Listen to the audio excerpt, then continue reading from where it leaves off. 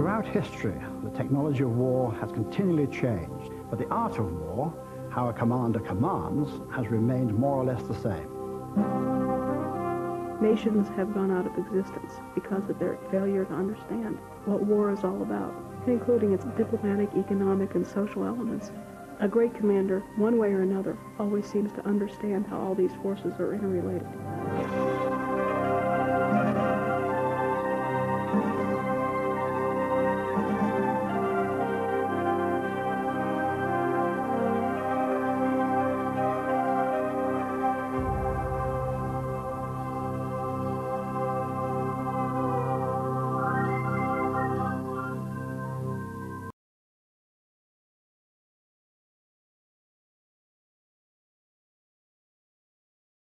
Legend has it that Hamilcar's 9-year-old son begged to watch his father lead Carthage into battle with Spain, and the father agreed on one condition, that the son would promise eternal hatred of Rome and commitment to that republic's defeat. And it was thus the son, named Hannibal, became the instrument of his father's revenge. And this was the first step on a path that would transform Hannibal into the most devastating foe that the Republic of Rome would ever face. Hannibal's home of Carthage is a commercial beacon on the northern coast of Africa. Their trade and military influence reverberates throughout the Mediterranean. They traded far and wide, as far off to the eastern Mediterranean. There's even some evidence that they traded as far west through the Straits of Gibraltar to England. 400 short miles from Carthage is Rome. Though not yet the colossal empire they will become, their military might threatens Carthaginian commercial dominance in the region. The Romans are very much a warlike imperial people. They're not an empire yet, but you could definitely see this republic starting to expand its borders. It was only a matter of time before Rome and Carthage bumped into one another. Hannibal wasn't one of the greatest generals in history. I think demonstrably he is the greatest general in history. Hannibal's genius is born of a near religious zeal to destroy Rome, handed down to him by his father. In 221 BC, he was given the tools to do it. At the age of 26, he took command of the Carthaginian army. Hannibal's on the move. From Spain, he leads his fighting force of about 50,000 north along the Mediterranean coast toward Rome. A grueling 2.5 months later, an exhausted but battle-ready Hannibal reaches the Rhone River.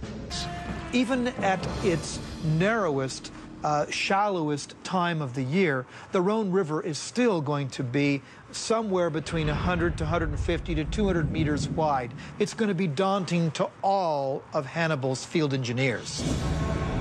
On the other side, a large number of Gauls were waiting to do battle. But the wall of water was a potentially deadly obstacle that had to be vanquished first. Hannibal's builders would have to conquer Mother Nature. Not only are the engineering feats daunting, but you also have crowds of insubordinate and hostile tribes waiting on the other side of the river. The solution would be one of Carthage's most spectacular feats of engineering. A series of giant rafts, large enough to shuttle animals and supplies across the river in record time. These rafts were about 200 feet long and 50 feet wide. Now that means that you can't just use one single tree trunk. You have to also put multiple trees together and then lash those together too.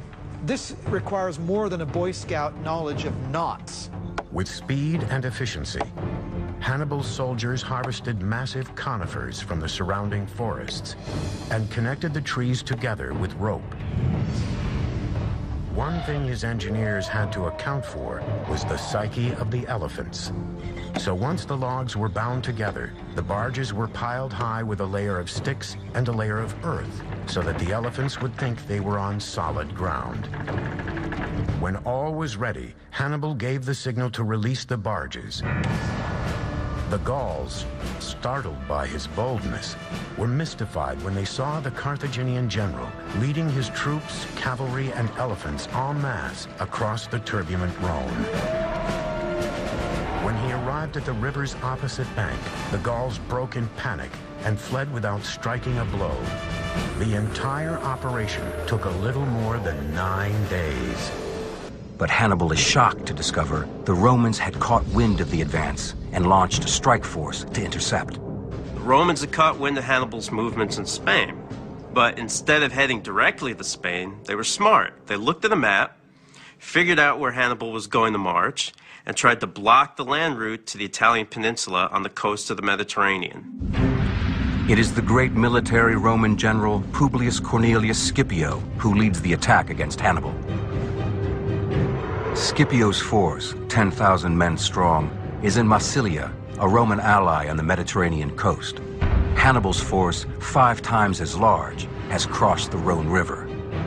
Scipio sends 300 of his cavalry up the Rhone to find Hannibal.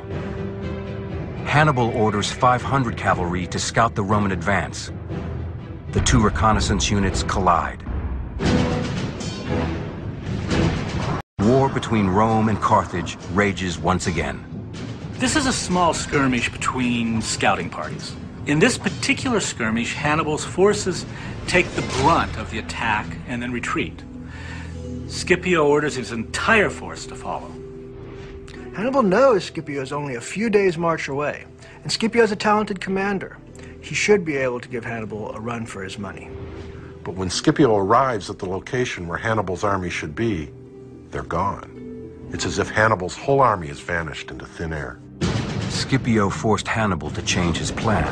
Now, instead of marching along the Mediterranean coast to Rome, Hannibal's attack will come from the north, through the Alps. The reason why Hannibal came by land through Spain and over the Alps was not because it was a great strategic choice.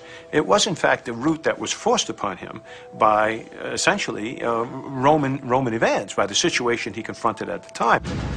Hannibal reaches the Alps in autumn of 218 BC. His men were used to the mild climates of Spain and North Africa, but they were ill-prepared to deal with the conditions they would face here.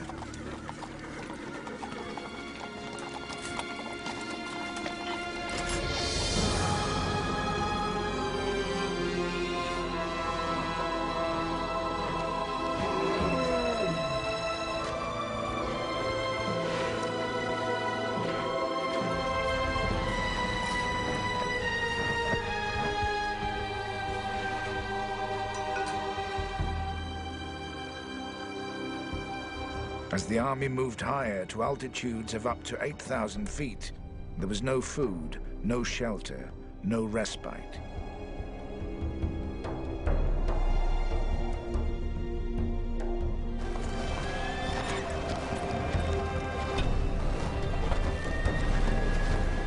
To make it through, my men had to march without rest.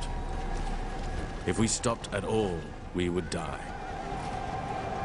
Exposure and hunger ate through us. Come on!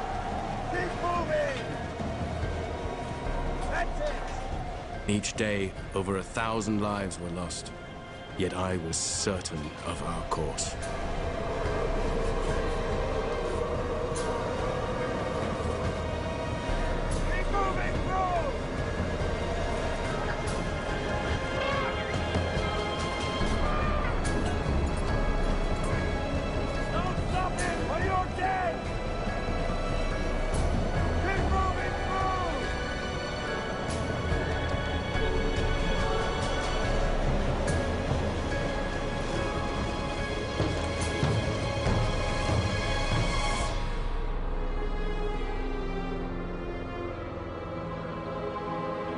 After navigating the snow of the Alps, the sight of the plains of northern Italy must have been very, very welcome. On August 2nd, 216 BC, near Cannae in southern Italy, Hannibal faced off against Roman forces under the command of Terentius Varro in a decisive conflict that would seal the fate of these two empires. On cue, Varro roars into action and sends a fighting force to meet Hannibal near Cannae, Italy. Varro's colossal army is made up of more than 80,000 Roman and allied foot soldiers and 6,000 cavalry. It is the most massive Roman fighting force ever to take the field at one time. Varro arranges his soldiers in a typical Roman maniple formation, but adds a new twist to the old formula. What they do is they pack themselves a little tighter than before so that the front is shorter, but the depth is thicker. Only 300 feet away, Hannibal deploys his own infantry force of 35,000, but in a unique configuration, never before used on any Western battlefield. Hannibal has configured his army in a unique semicircle. On the flanks, the Carthaginian cavalry commander detaches part of his force to help the Numidian light cavalry on the opposite side of the battlefield. With a nearly 4-to-1 advantage, the Carthaginian cavalry makes short work of the Roman cavalry on the flanks. In the center, the Roman infantry drives Hannibal back. But it's a ruse. Hannibal is giving ground on purpose. And this is why Hannibal originally assembled his men in a semicircle. He knew that the center would give ground, and he knew his flanks would hold. Slowly the center collapses, and the Romans would think they're winning and commit more troops in the center. The original bow shape of the Carthaginian line now resembles a V. As Hannibal's infantry flexes inward, the Roman units are drawn deeper and deeper into a V-shaped line. And as they go further, they get completely packed together. Pressed into this V, the Roman infantry can only move in one direction, straight ahead.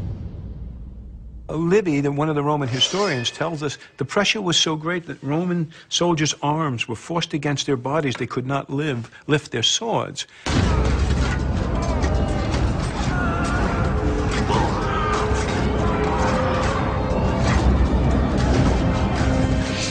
On Hannibal's signal, the African phalanxes turn in toward the middle and crush the Romans from the sides.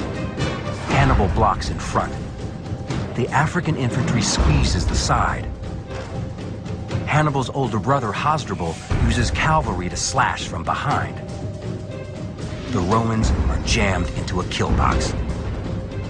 Hasdrubal the Brilliant now rides around in back of the Romans, hits them in the rear. This is a famous double envelopment. It had never been done in the history of warfare before. Never. And it's a brilliant maneuver.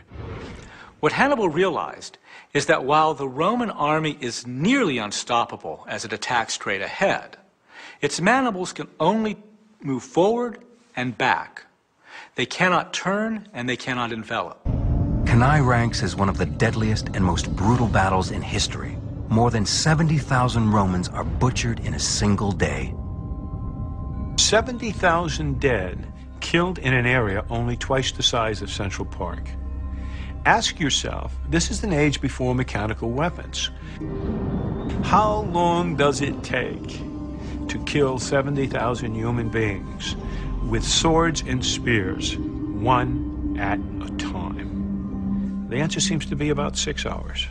The commander of the Numidian cavalry, Hanibal, urges Hannibal to march immediately on Rome. But Hannibal refuses. This leads Hanibal to exclaim, "Hannibal, you know how to conquer, but you do not know how to use your victories." A siege of Rome will be impossible to maintain without reinforcements and supplies. Cannae is about 260 miles away from Rome, so he gets close, but not close enough. Whatever the reason, the destruction at Cannae is the closest Hannibal ever gets to fulfilling the blood oath of revenge he made to his father. Hannibal does try to negotiate a peace deal with the Romans after Cannae, but the Romans refuse. In fact, the Romans actually outlaw the word peace. Hannibal was able to get many of the southern Italian towns to defect to him, so he was able to live off the land. But try as he might, he can never fulfill his oath to his father. He never burns Rome to the ground. For all his triumphs on the battlefield, Hannibal's campaign must be seen as a failure. He eventually abandons his quest to destroy Rome and sails back to Carthage. If you want to think about a more modern example, you could look at Robert E. Lee. During the American Civil War, Lee won nearly every one of his battles, but ultimately lost the war. No matter how many battles you win, the ultimate goal of a battle is a means to an end, to win the war strategically. From that perspective, Hannibal's campaigns were a failure. The individual battles were victorious, but the strategy of bringing Rome to heel and making it sign a peace treaty failed. You don't get any points in warfare for trying